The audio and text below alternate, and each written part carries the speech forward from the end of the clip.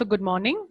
Today we will see about a new concept called multi-threading in Java. How we do multi-threading in Java. So before we go into multi-threading, let us learn what do you mean by a thread. What do you mean by a thread? Now, before we learn about a thread, you should be knowing what is meant by a process. A process is a task which is executed. A task which is executed, you call it to be a process. For example, your program, your main program, the program which has the main, you call it a process. It executes. You call it a process. A process can have many threads. A process can have many threads. Now, when you talk about your main process, it is a single thread. Or you talk about the sequential flow of your program, you will first have the main method executed. You will have statement 1, statement 2, 3, 4, 5. It happens in a single go, one after the other, sequential. You have a begin, then you have a sequence happening, and then you will have the end happening. Imagine you have a program with a loop. The same thing happens. You have some statements running, then you have your for loop. Your for loop, it goes on executing on and on and on until you reach the end condition. After that, you will have some more statements. They will be executed, and then your program will end. That is the normal flow of a process. You call it sequential flow, one after the other. Or you say it is a process which has only one thread, a single thread process, because the whole things, they happen one by one in a sequential flow. You can even have a process with many threads, like many things happening together simultaneously. You call it a multi-thread. So in your same main program, you can have many threads happening together. That is what I've depicted over here in the picture. In a single process, you can have many threads happening. Now, each of these threads, they will have a begin, they will follow a particular sequence, and then they will be ending up. Even they will have a begin, sequence, end. But the only difference is thread 1, thread 2, and thread 3, they can be executed simultaneously. They can be executed simultaneously. They need not happen together. First, look here. Thread 1 started off. After some time, thread 3 started off. After some time, thread 2 started off at the end. Okay, so threads means everything need not happen together. They can happen together. They can happen one after the other. One can happen, after that two might join in together and then start.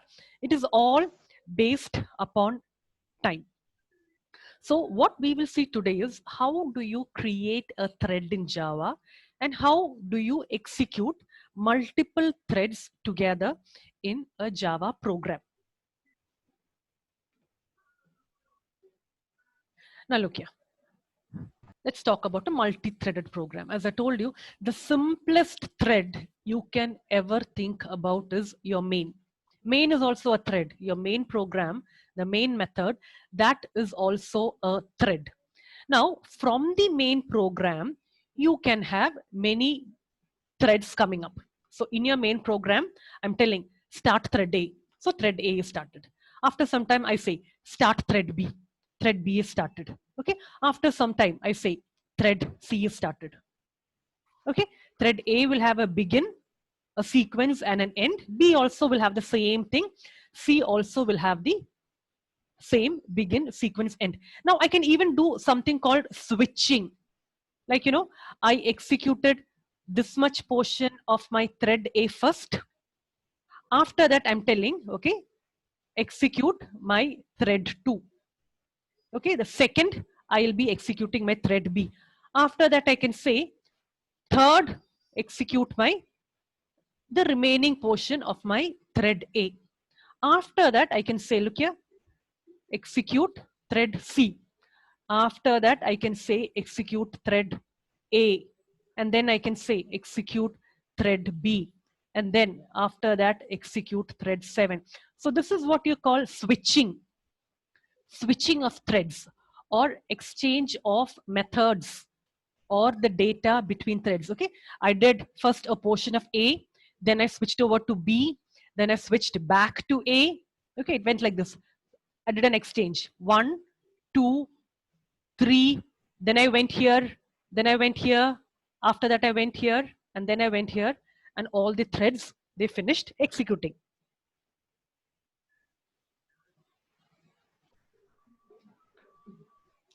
Now let us see the difference between what do you mean by multi-threading and multitasking.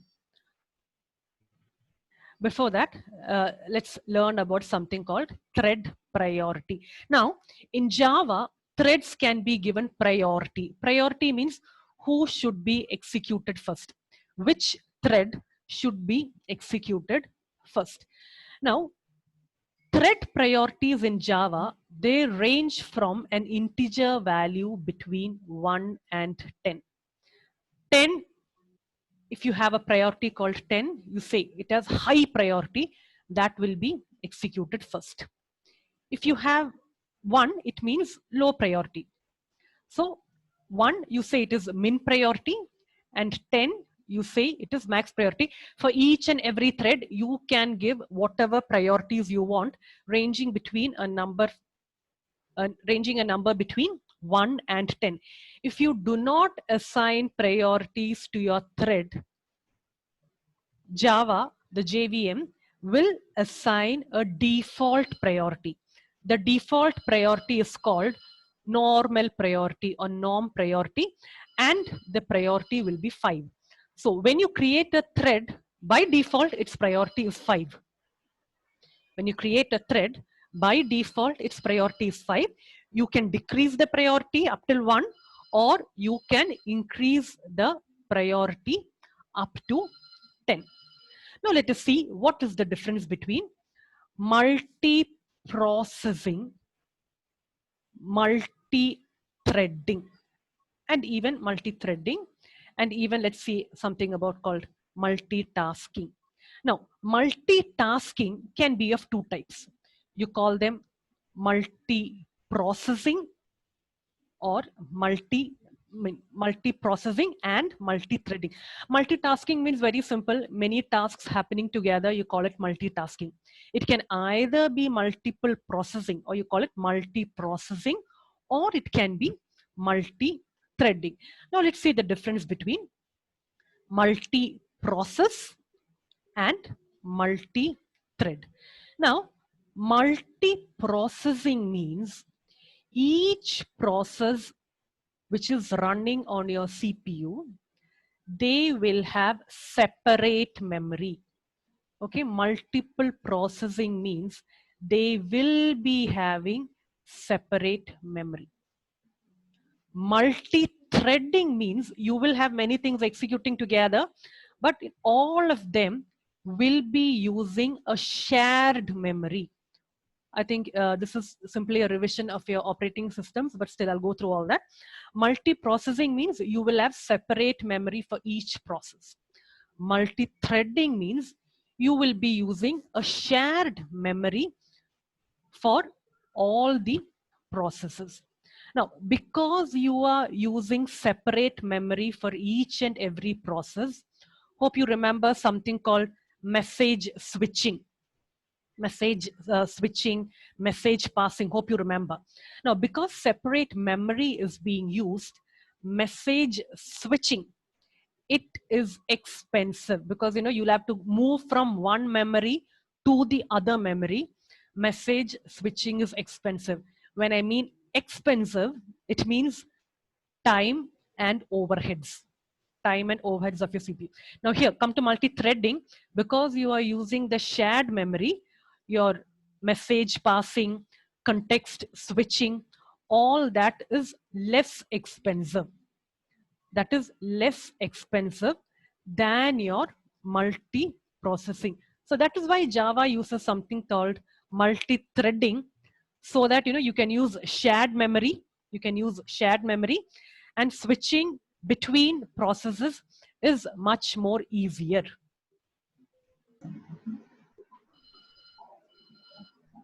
Next, we will see how do you create threads in Java. We will see it all by the help of programs.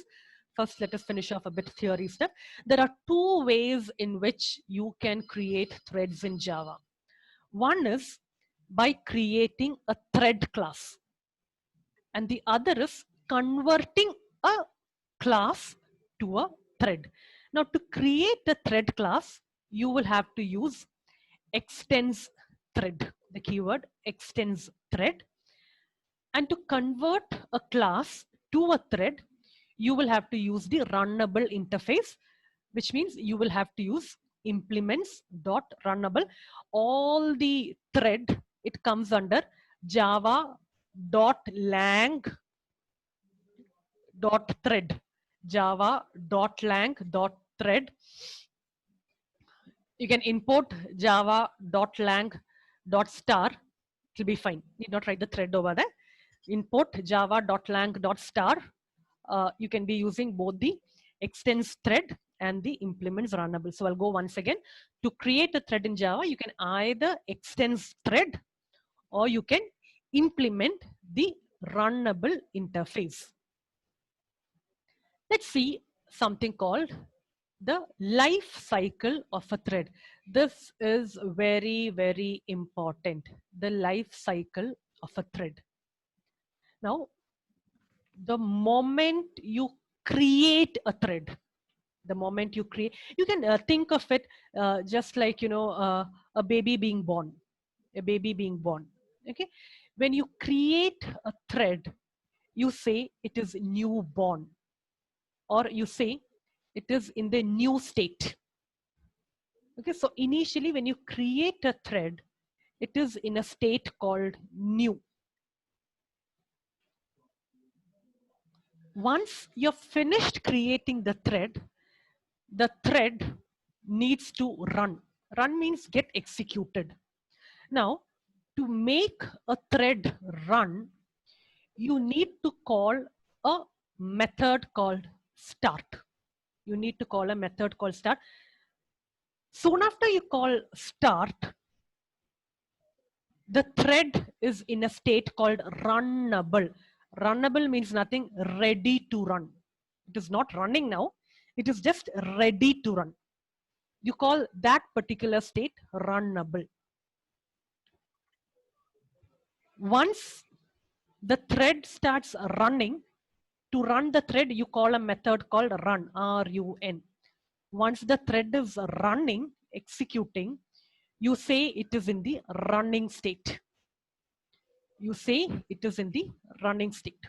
Okay, so I'll go once again. Initially, it will be in the new state. Once the thread is born, it will be in the new state. You start off the thread. First, it will go into the runnable state, which means it is ready to run. After which, when you call the run method, it will start running. Now, imagine you have lots of threads running simultaneously, and you want one thread to wait for the others. You want to make one thread wait so that the others can run, or you want to suspend for the time being, like might be for 1 or 2 seconds, you want to suspend, or you want to make a thread go to sleep. Sleep means in a non-executable state. Now, you have all these methods called suspend, sleep, wait. Using any of these methods, you can make a running thread go into a state called blocked or wait, which means, it is not dead, but for the time being, you are blocking it. You are blocking the thread, or you are making the thread to wait. You call it a blocked state or a wait state, which means, the thread is not executing now. It is blocked, or it is waiting for some other threads to execute. Once you are done with all the waiting, you can wake up your threads. You wake up your threads and then you say, come on, start executing. To wake up your threads from the blocked or wait state, you have a few methods. You can either use resume, notify, notify all. We will learn all that later. Now, with the help of these methods, you can make your blocked or wait thread back into your running state. Okay, your running thread, you can make it blocked or wait using these methods, and then you can change it back to the running state using any of these methods: resume, notify, notify all. Once you're done with all your thread runnings and execution, you can use a method called stop.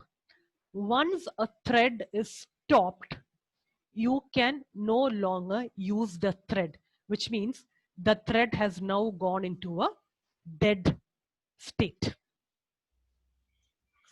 I'll repeat the whole thing once again. You create a thread, it is in a new state, it is ready for running. You say it is in a runnable state. Once it starts running, you say it is in a running state. Once in the running state, you can block your thread or make it go into waiting. For waiting or blocking, you will use the methods either suspend, sleep, or wait.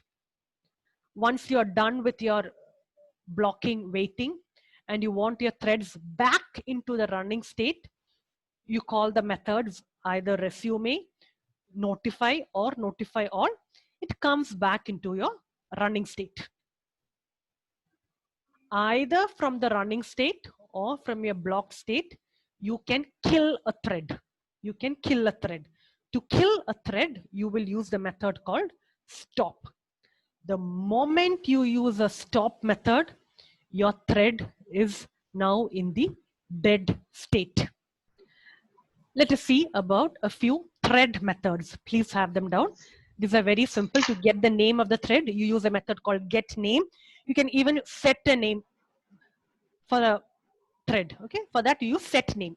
Just like get name, you have set name.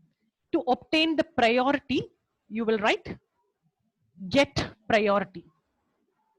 You will write get priority. Just like get priority, you can even give priority. For that, you will write set priority. You have even get name, set name, get priority, and then you have even set priority. To check whether a thread is still running or not, you have a method called is alive. Now, is alive, the result will either be a true or a false. If the thread is still running, very much alive, I will get the answer as true. The thread is, finished executing. If it is dead, you will get the answer false. Then we have a method called join. Join means you are waiting for a thread to terminate. Like, if I have a thread called A and I give A dot join. If I give A dot join, and imagine I even have something called B, a thread called A and B.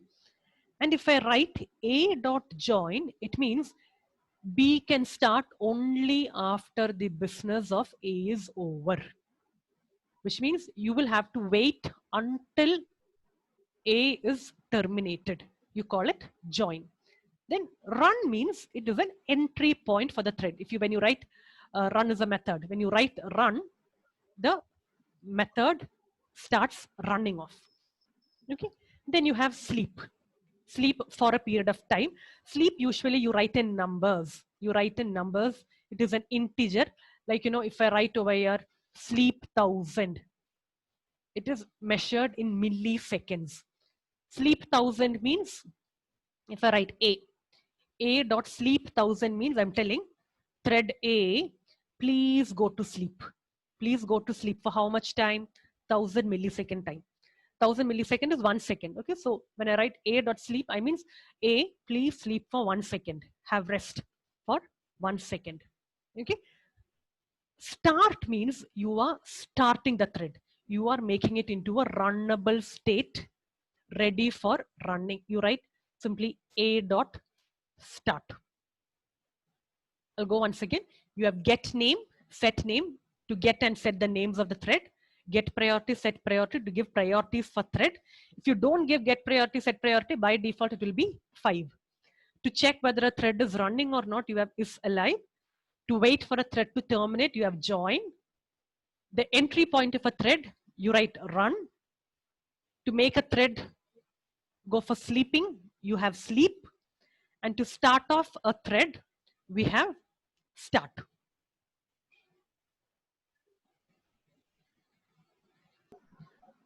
Now let us see how we create a thread class using the extends thread. As I told you, there are 2 methods.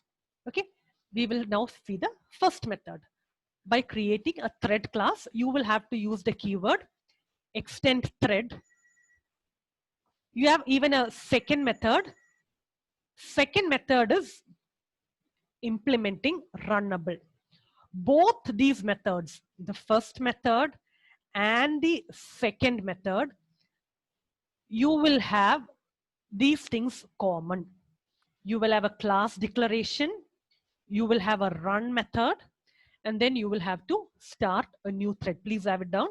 You will have a class declaration, you will have a run method, and then you will have to start your new thread when you create a thread class using the extends thread. The second method also, you will have a class declaration, you will have a run method, you will even have starting a new thread. The only new thing over here is the third step. You will have to create a thread by passing an object. Of course, you will have to use the keyword implements runnable. The extra step compared with your first method is you will have to create a thread by passing an object. We will see it with the help of programs. Please have it down. Method 1 and method 2.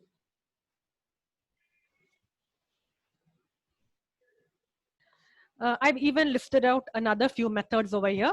To stop a thread, you have a method called stop.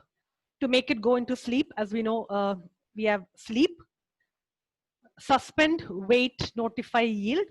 We will see it later. Okay.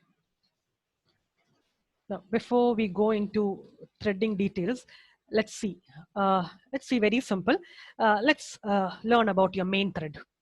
Okay, so we'll have a program called class main thread. Let me just save my program so that I get things colorful.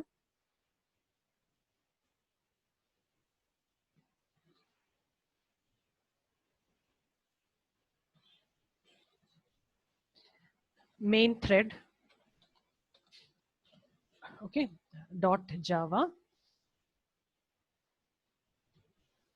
Now, as I told you earlier, the very simplest thread you can ever think about is your main. Your main is also a thread.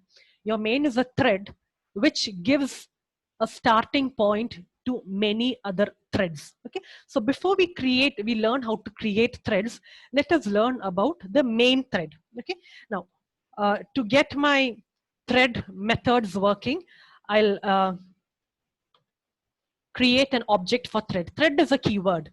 Thread is a keyword, as I told you. It gets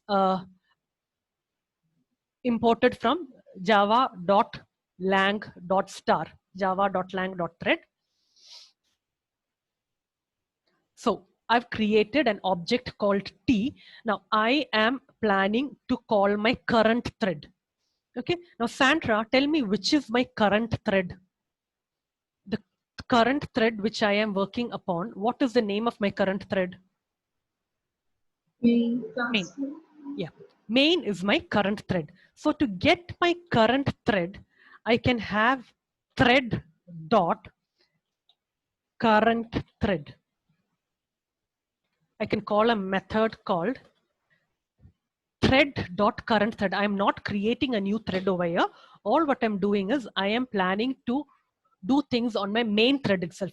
So to get my main thread, I am creating an object T, thread T is equal to nothing but a thread dot current thread. Okay, now I'll just do an SOP. Okay, I'll just do the current thread is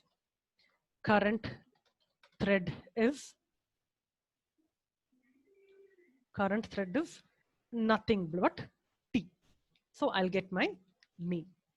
My current thread is T, or T is nothing but my main. Now, as I was telling you, the name of this particular thread is main. The name of this particular thread is main. I'll just do a very simple, I will call up a few methods over here. Let's say I'll set my thread name to Sandra. Okay, I've changed my set name to Sandra. I'll do an SOP.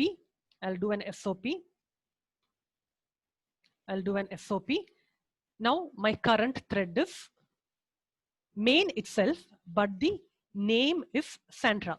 Okay, or else you can give plus T, T dot get name.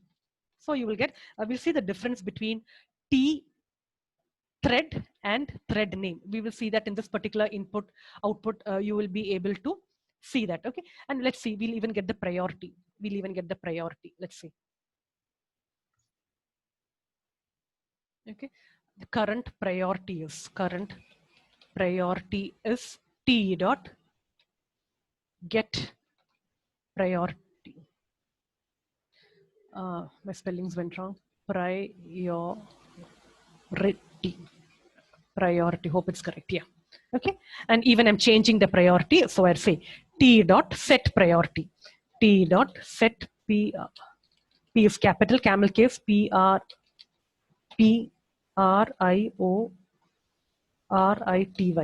Hope my spelling is correct. T dot set priority. Let's say I am setting the priority to 4.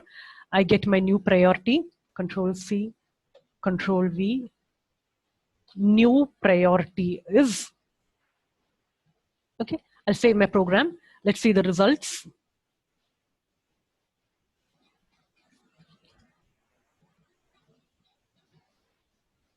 Okay, Java C, main thread, main thread dot Java. Okay, it was an error-free program. Sandra, hope you can see my command prompt. Yes, ma'am. Okay, Java main thread. Okay, now let us see the output. Now look here. Current thread is thread main, comma 5, comma main.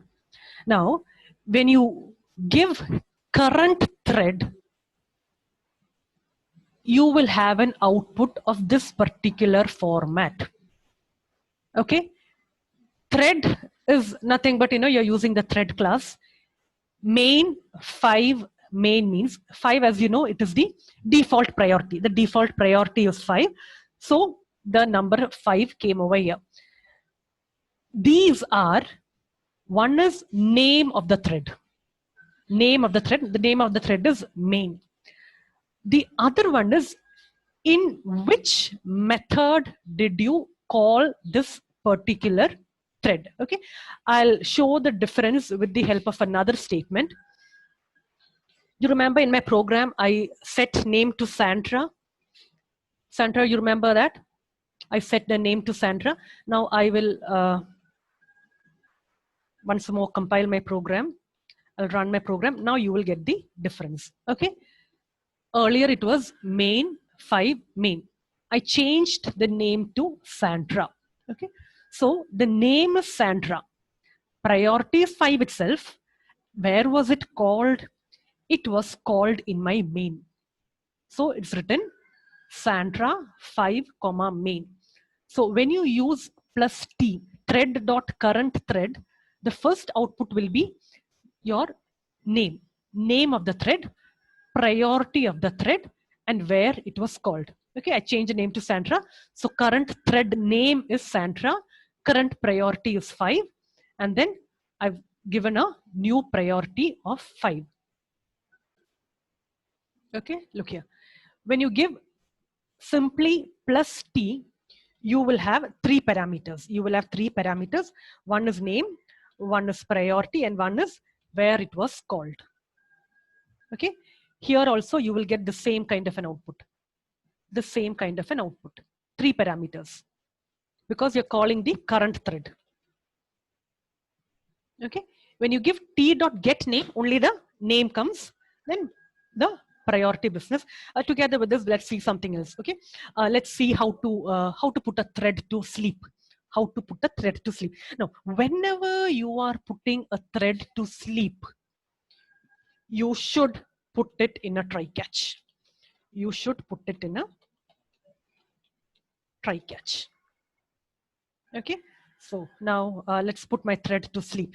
Now, if you want to see whether your thread has slept or not, let's have a loop. Otherwise, you will not able to see the output properly. I'll give a loop n is equal to 5 until n greater than 0, n minus minus. Okay, what should I give inside? Yeah, I'll put it to sleep. So before I put it into sleep, let me give system dot out dot print ln n.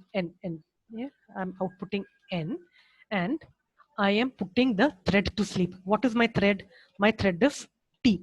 So I am telling please go to sleep. Please go to sleep for, let's say, 1000 millisecond. 1000 milliseconds is nothing but 1 second. Okay, so I'm telling please go to sleep. Catch an exception. Okay, you can simply write exception, or for threads, usually the exception is interrupted exception. Interrupted exception. Interrupted exception. Let's say E system.out.println. Okay. E. Okay. Now let's see the output. You have a loop and you're putting the thread to sleep. Thread to sleep means the thread will be inactive for 1 second. Okay, because I put 1000 over here, the thread will be inactive for 1 second. Let's see how the output will happen.